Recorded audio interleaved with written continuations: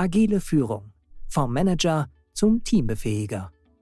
Führen Sie noch wie früher? Was wäre, wenn der Schlüssel zum Erfolg heute nicht im Managen liegt, sondern im Ermöglichen? In diesem Video zeigen wir, warum die besten Führungskräfte von heute teambefähiger sind und wie auch Sie diesen Rollenwechsel meistern können. Traditionelle Führung war gestern. Unternehmen bewegen sich schneller, Märkte verändern sich rasanter und hybride Arbeitsmodelle fordern neue Ansätze und Arbeitsformate. Agile Führung ist der Weg, um Teams nicht nur zu managen, sondern zu inspirieren und zu befähigen, selbstständig Höchstleistungen zu erbringen. Doch was genau bedeutet es, vom Manager zum Enabler zu werden? Und wie können Sie diese Veränderungen erfolgreich umsetzen? Lassen Sie uns den Unterschied zwischen einem klassischen Manager und einem agilen Leader verstehen.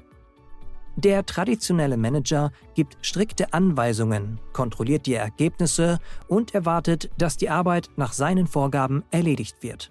Erfolg wird oft durch das Einhalten von Plänen, Deadlines und Regeln gemessen. Der agile Leader hingegen baut auf Vertrauen und gibt die Verantwortung an seine Teams weiter.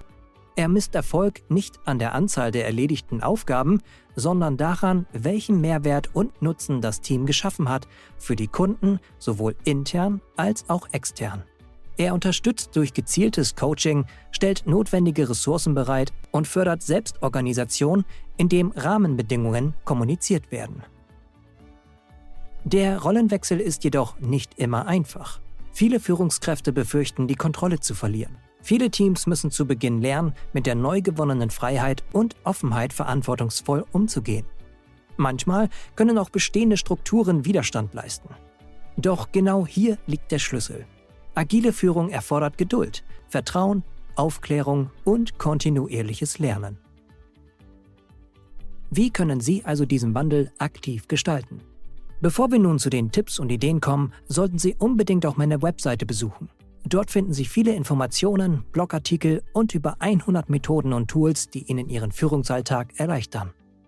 So, und nun kommen wir zu den 4 bewährten Ansätzen aus der Praxis. Idee 1. Von Anweisungen zu Coaching wechseln. Stellen Sie offene Fragen, die zum Denken anregen, statt Lösungen vorzugeben. Zum Beispiel, wie würdest du dieses Problem angehen?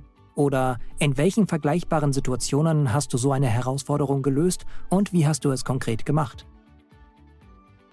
Idee 2. Psychologische Sicherheit schaffen.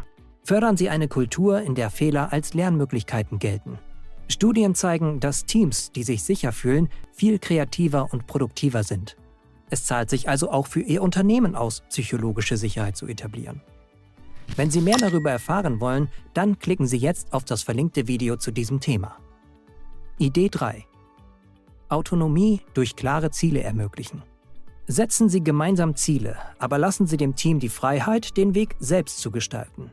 Nutzen Sie dafür zum Beispiel OKRs, Objectives and Key Results, und lassen Sie Ihre Teams selbst organisiert an den richtigen Themen arbeiten. Und nun die letzte Idee. Erfolg anhand von Mehrwert messen. Verabschieden Sie sich von reinen Output-Kennzahlen.